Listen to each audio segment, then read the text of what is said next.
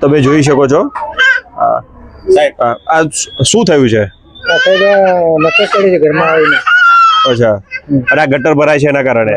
ગટર ભરાય છે અને પાણી જતું નહીં. અને કેટલા દિવસથી નથી જતું?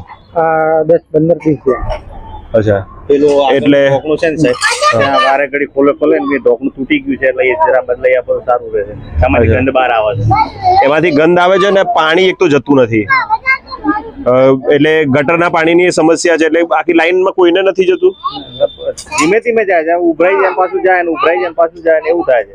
અને બહાર આવે છે એટલે ગંદકી થાય છે.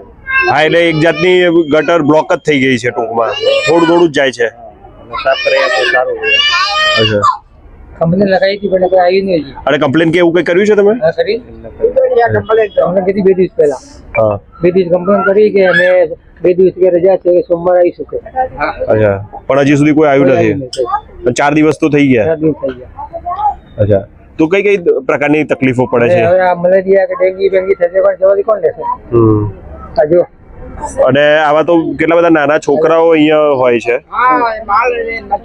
છોકરા માટે આપણે ચાલે મોટા. અને ગંદકી ને આટલી બધી થાય. હવે તમને બતાવું છું.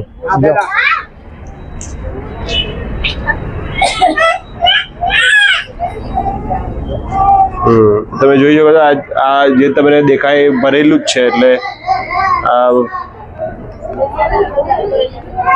અને જો સાહેબ અમારે બતાવો. આ કટર બતાવી.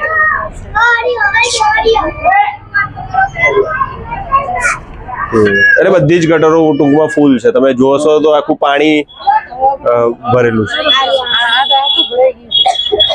આ થોડું આ નીચે છે એટલે આ તો એકદમ ભરાઈ ગયું છે. તમે જોઈ શકો છો તો એટલે ઘરમાં એ પાણી આવી જાય છે.